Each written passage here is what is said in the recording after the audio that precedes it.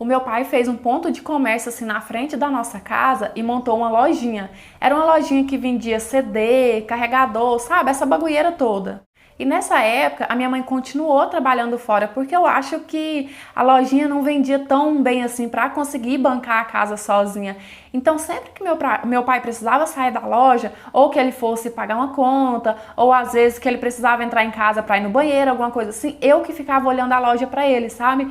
E isso acontecia várias vezes, era super normal. Até que um dia, meu pai falou assim para mim que era para eu ficar na loja, porque ele precisava ir no centro pagar a conta. E ele ainda me disse que não ia demorar, porque a gente não morava tão longe assim do centro, sabe?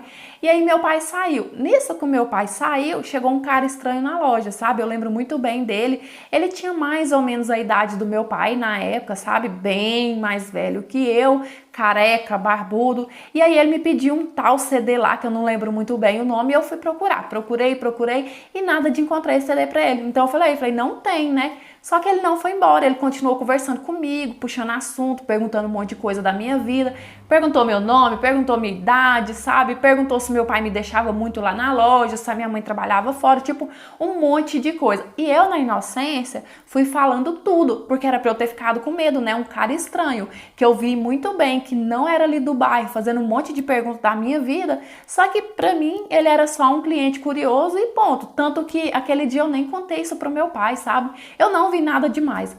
E aí passou vários dias, tipo muitos dias mesmo disso, meu pai precisou sair de novo e eu fui pra loja e mais uma vez esse cara chegou. E assim que ele entrou na loja, eu já logo falei pra ele, falei assim, o CD não chegou ainda não. E aí ele falou assim, não vim buscar CD não, hoje eu vim só pra conversar com você. Foi nessa hora que eu tive um pouco de medo. Porque eu pensei assim, poxa vida, como que esse cara sabia que eu ia estar aqui na loja sozinha? Será que ele tá me vigiando, né? E eu fiquei assim meio com medo, rezando pro meu pai chegar. Só que ele começou a me contar um monte de coisa da vida dele. Falou assim que trabalhava no zoológico, que tinha uma filha da mesma idade que eu, sabe? Ele foi contando tanta coisa da vida dele pra mim que por fim eu acabei perdendo aquele medo e até achei ele legal, sabe? A gente ficou papeando ali muito tempo e nesse dia o meu pai demorou, que era uma coisa que ele não tinha costume. Sempre que meu pai saía, ele voltava rápido, sabe? E aí nisso meu pai chegou e esse homem saiu. Meu pai viu ele só de relance, perguntou quem que era, mas eu fiquei inventando um monte de desculpa, porque se eu contasse pro meu pai que fazia tempo que eu tava de papo com um estranho na loja, ele ia ficar muito bravo comigo.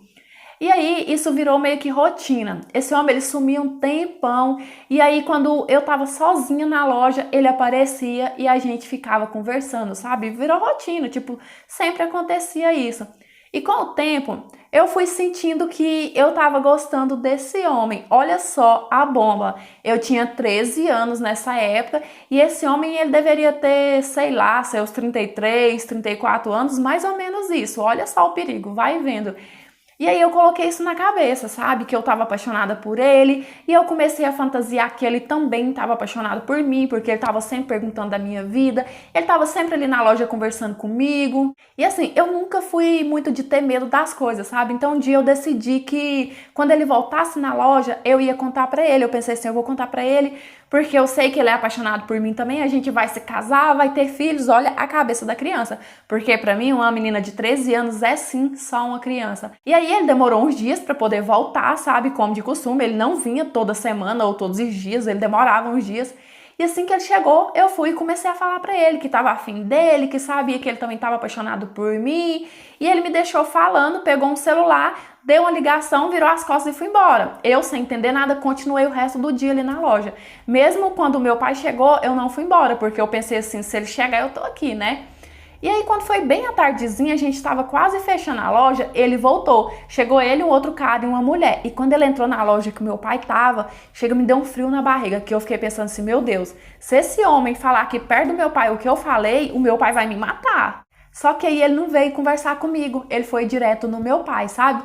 E aí eles começaram a conversar meio que alterado lá, até que eu consegui entender o assunto. Aquele pessoal, aquele cara, aquele pessoal que tava ali, era do conselho tutelar. E eles tinham feito uma denúncia, vizinhos provavelmente, né? Tinha feito uma denúncia pro conselho tutelar, que eu passava muito tempo sozinha na loja. E aí o conselho tutelar começou a investigar para saber se era verdade e para saber a frequência que isso acontecia, né?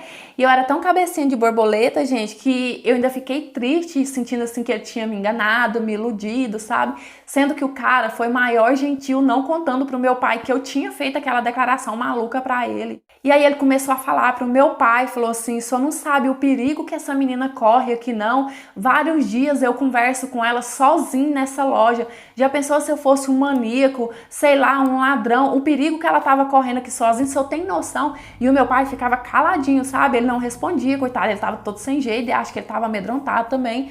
Acabou que eles deram uma notificação lá pro meu pai teve que ir, sabe, várias vezes, foi até em juízo isso, e muito tempo eles continuou fazendo acompanhamento, sempre tinha alguém fazendo visita na loja, ou às vezes o meu pai tinha que ir, sabe? E hoje em dia eu consigo entender, hoje em dia eu super concordo que era perigoso sim, porque apesar da loja ser em frente à minha casa, mas olha só pra você ver o tempo que eu passava sozinha conversando com aquele cara estranho, e olha só, eu falei pra ele que estava apaixonada por ele, já pensou se ele fosse um maníaco, um tarado, o perigo que eu tinha corrido, provavelmente hoje eu nem estaria aqui. Oi, meus amores, tudo bem com vocês? Eu espero que sim. Olha, essa história é daquele estilo que o final surpreende a gente, né? Você tá esperando uma coisa, mas acontece outra totalmente diferente. Mas o intuito dessa história foi mostrar o quanto certas coisas é perigoso. Às vezes a gente, pai, faz uma coisa achando que não, é rapidinho, eu só vou ali, sabe? E olha o tempo que deu, né?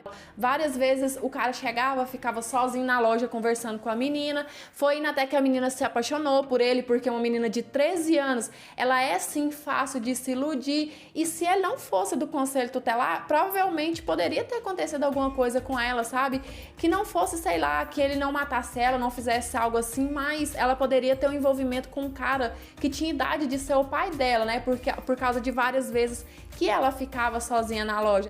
Eu sou uma mãe que defendo sim que a gente tem que ensinar os filhos a trabalhar desde muito novo para aprender, para não virar um adulto preguiçoso, né? Para não virar um adulto totalmente dependente, só que com cautela, sabe? Dentro dos limites, dentro da idade da criança. Por exemplo, uma menina de 13 anos, você pode colocar ela para começar a te ajudar, né? Tem outros meios de estimular ela a trabalhar que não seja deixá-la tão exposta ao perigo assim. Mas é isso, eu espero muito que você tenha pego aí a lição dessa história e espero muito que vocês tenham gostado da interpretação. Dê seu joinha, que é muito importante para o crescimento do canal, se inscreva se ainda não for inscrito, ative o sininho de notificação para o YouTube te avisar quando eu postar a história nova, me siga lá no Instagram, tá passando aí na sua telinha, eu já falei 1000 vezes, gente, que lá eu fico muito mais pertinho de vocês, então assim que acabar, sai correndo e já me segue lá, tá? E se você quiser me enviar a sua história para eu estar lendo, analisando e de repente ela aparecer aqui no canal, é nesse e-mail que tá passando aqui na sua telinha. Lembrando que esse canal é interpretação de histórias de vida, não é conto erótico nem nada do tipo. E as histórias que aparecem aqui, elas são reais, baseadas em fatos reais e muitas das vezes até fictícias assim, sem intenção de enganar ninguém. A minha única intenção aqui é trazer entretenimento para vocês, uma troca de experiência e muitas histórias deixam sim uma lição de vida no final, tá certo? E é isso, um beijão, fica com Deus, fique em paz, até os próximos, tchau, fui!